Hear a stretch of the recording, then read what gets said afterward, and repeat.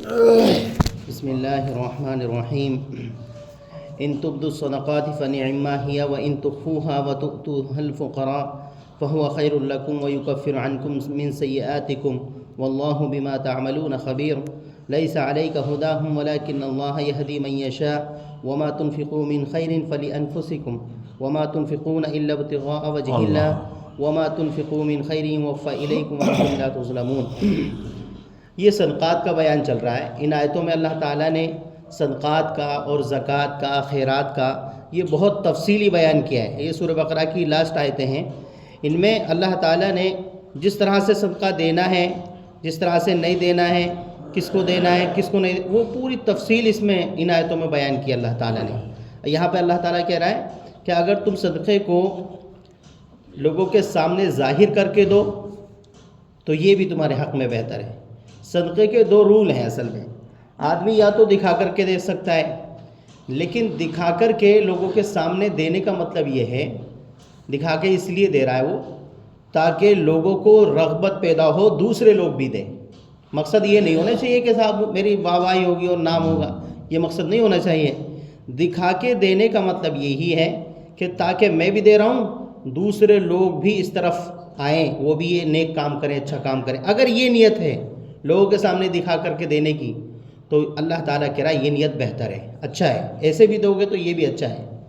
وَإِن تُخْفُوهَا وَتُؤْتُوهَا الْفُقَرَاءَ، اور اگر غریبوں کو، مسکینوں کو، فقیروں کو اگر آپ چھپا کر کے دیں گے صدقے کو، یہ اور بھی بہتر بات ہے، کیونکہ وہ حدیث میں آتا ہے نا، بخاری کی حدیث ہے، اللہ کے نبی نے کہا کہ بھئی 7 لوگ ایسے ہوں گے کہ کل قیامت کے دن جو ہے جب کوئی سایہ نہیں ہوگا، وہاں پر اللہ کا سایہ ہوگا، عرش کا سایہ ہوگا، تو وہاں پر ایک شخص وہ بھی ہوگا اللہ کے عرش کے سائے میں جو چھپا کر کے صدقہ دیتا تھا۔ چھپا کر کے یعنی کسی کو پتہ بھی نہیں چل رہا، وہ تو اللہ کی رضا کے لیے دے رہا ہے نا، تو وہ چھپا کر کے صدقہ دیتا تھا، تو وہ بھی کل قیامت کے دن عرش کے سائے میں ہوگا۔ تو صدقے کے 2 رول اللہ تعالیٰ نے یہاں پر بتایا۔ پہلا ہے اگر آپ ظاہر کر کے دیتے ہیں، سب کے سامنے دیتے ہیں، تو مقصد آپ کا دکھاوا نہیں ہونا چاہیے، مقصد یہ ہونا چاہیے کہ تاکہ دوسرے لوگ بھی یہ اچھا کام کریں، اور چھپا کر کے دیتے ہیں یہ بھی بہتر ہے۔ پھر اللہ رب العالمین نے کیا فرمایا کہ صدقے کا سب سے بڑا فائدہ یہ ہوگا وَيُكَفِّرْ عَنْكُمْ مِنْ سَيِّئَاتِكُمْ، اللہ تعالیٰ اگر تم صدقات کرو گے، خیرات کرو گے، زکوٰۃ دو گے، تو اللہ تعالیٰ تمہارے گناہوں کو معاف کر دے گا۔ یہ صدقے کا سب سے بڑا فائدہ ہے انسان کو۔ پھر اللہ رب العالمین نے فرمایا وَاللَّهُ بِمَا تَعْمَلُونَ خَبِيرٌ، اللہ تبارک و تعالیٰ تمہارے سارے اعمال کی خبر رکھتا ہے، جانتا ہے۔ جو کچھ بھی تم دلوں میں چھپا رہے ہو، اگر تمہاری نیت جو ہے مکاری کی ہے، ریاکاری کی، تو اللہ تعالیٰ یہ بھی جانتا ہے، بھائی وہ تو دلوں کے حال جانتا ہے۔ تو اللہ تعالیٰ کہہ رہا ہے تمہارے سارے اعمال کی خبر اللہ کو ہے۔ لَيْسَ عَلَيْكَ هُدَاهُمْ وَلَكِنَّ اللَّهَ يَهْدِي مَن يَشَاءُ، اب یہاں پر اللہ تعالیٰ اپنے نبی سے کہہ رہا ہے اے نبی، اگر تم کسی کو ہدایت دینا چاہو تو نہیں دے سکتے، تم اگر کسی کو ہدایت دینا چاہو تو نہیں دے سکتے، وَلَكِنَّ اللَّهَ يَهْدِي مَن يَشَاءُ، ہدایت تو اس کو ملتی ہے جس کو اللہ چاہتا ہے، ہدایت تو اس کو ملتی ہے جس کو اللہ تعالیٰ ہدایت دیتا ہے۔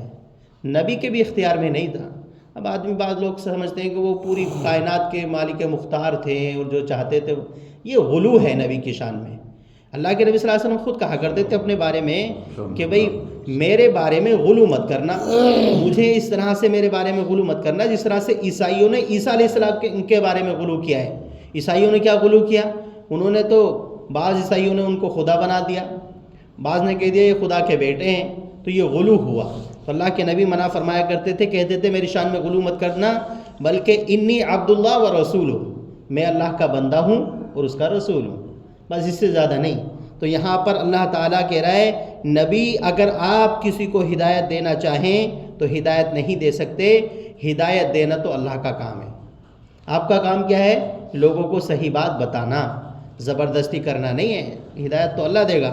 پھر اللہ رب العالمین نے فرمایا وَمَا تُنْفِقُوا مِنْ خَيْرٍ فَلِأَنفُسِكُمْ وَمَا تُنْفِقُونَ إِلَّا ابْتِغَاءَ وَجْهِ اللَّهِ، تم جو کچھ بھی اپنی خیر کے لیے، اپنی بھلائی کے لیے تم خرچ کرو گے اللہ کے بندوں پر، ضرورت مندوں پر، تو یاد رکھو اس میں یہ رول سب سے اہم ہونا چاہیے وَمَا تُنْفِقُونَ إِلَّا ابْتِغَاءَ اللَّهِ، تھوڑا خرچ کرو یا زیادہ خرچ کرو۔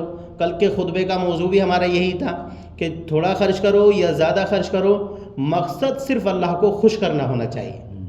آدمی کا مقصد کوئی بھی نیکی کر رہا ہے تو مقصد جو ہے صرف یہ ہونا چاہیے کہ میرا اللہ مجھ سے راضی ہو جائے. یہی اللہ تعالیٰ نے کہا وَمَا تُنْفِقُونَ إِلَّا ابْتِغَاءَ وَجْهِ اللَّهِ، جو بھی کچھ تم خرچ کرتے ہو اس کا مقصد صرف یہ ہونا چاہیے کہ میرا اللہ مجھ سے راضی ہو جائے. وَمَا تُنْفِقُوا مِنْ خَيْرٍ يُوَفَّ إِلَيْكُمْ وَأَنْتُمْ لَا تُظْلَمُونَ، اور یاد رکھو کہ جو کچھ بھی تم خرچ کرو گے اللہ تعالیٰ اس کا بھرپور بدلہ، اس کا اجر اور ثواب تمہیں دے گا، اور تمہارے اوپر ذرہ برابر بھی کوئی ظلم نہیں کیا جائے گا.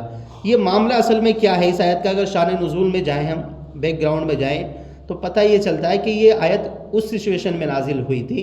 بعض صحابہ کرام کے جو رشتہ دار تھے، اب ظاہر سی بات ہے رشتہ داریوں میں صحابہ کرام کے یہودی بھی تھے، نصارہ بھی تھے، مشرکین بھی تھے، سبھی لوگ تھے، کیونکہ انہی میں سے تو نکل کر کے یہ آئے تھے.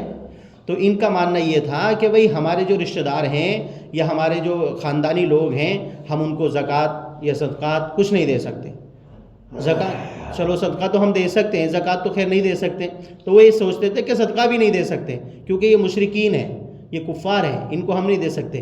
تو اللہ تعالیٰ نے کہا نہیں ایسا مت کرو، ان کو بھی دو ان کو بھی دو، اور ان کو بھی دو گے تو تب بھی اللہ تعالیٰ تمہیں اجر و ثواب دے گا. اس کے بعد میں اللہ تعالیٰ نے فرمایا لِلْفُقَرَاءِ الَّذِينَ اُحْصِرُوا فِي سَبِيلِ اللَّهِ لَا يَسْتَطِيعُونَ ضَرْبًا فِي الْأَرْضِ يَحْسَبُهُمُ الْجَاهِلُ أَغْنِيَاءَ مِنَ التَّعَفُّفِ. اللہ تعالیٰ نے فرمایا صدقات اور خیرات کے اصل مستحق وہ لوگ ہیں، یعنی ان کو دینی چاہیے. کن کو لوگوں کو دینی چاہیے؟ کہ جو لوگ اللہ کے راستے میں جانے سے قاصر ہیں اور وہ ادھر ادھر بھاگے پھرتے ہیں، چل پھر نہیں سکتے یا وہ چل پھر نہیں سکتے، تو ان کے یعنی وہ سوال نہیں کرتے ہیں بلکہ ان کے چہروں سے ظاہر ہو جاتا ہے کہ یہ مستحق ہیں. ایک تو آدمی ہے کہ بھئی وہ تو مانگتا پھر رہا ہے، سب سے جو بھی جہاں پہ مل گیا اس سے مانگ رہا ہے، وہ ایک تو بندہ یہ ہے. اور ایک شخص وہ ہے جو اپنی عزت کی وجہ سے، اپنی غربت کی وجہ سے کسی کے سامنے ہاتھ نہیں پھیلاتا لیکن وہ مستحق ہے. تو اب ایسے لوگ کہاں ملیں گے؟ ایسے لوگ ہمیں ملیں گے نہیں بلکہ ہمیں خود تلاش کرنے پڑیں گے، ہمارے پاس آئیں گے نہیں.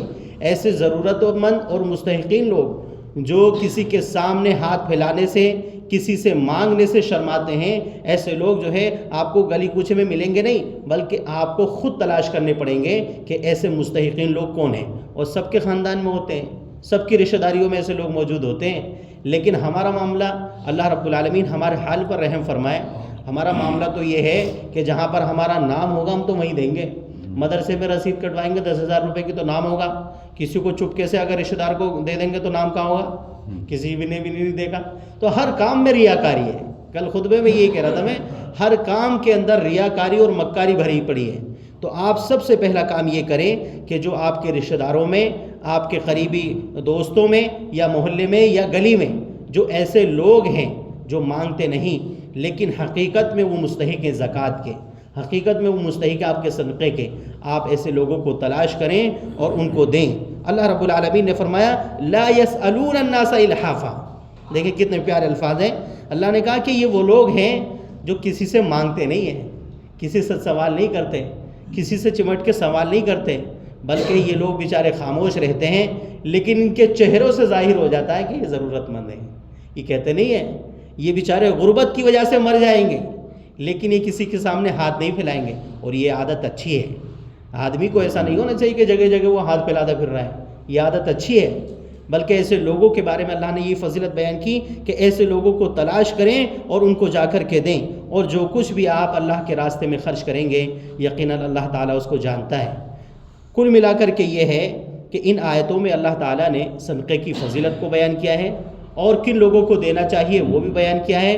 تو اس میں اس کا خلاصہ کلام یہ ہے ایسے لوگوں کو خاص کر کے ہمیں دینا چاہیے جو بیچارے سوال نہیں کرتے، جو کسی سے مانگتے نہیں ہیں. ایسے لوگوں کو ہم تلاش کریں.